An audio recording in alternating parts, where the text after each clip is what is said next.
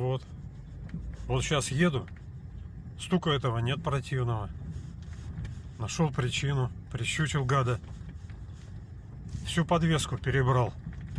Просто стыдно, как противно вспоминать, что я там только с ней не делал.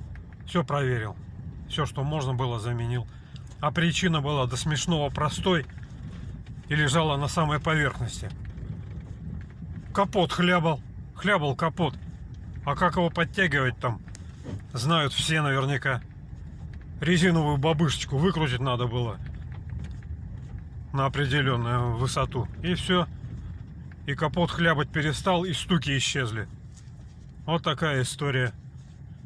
Всем удачи.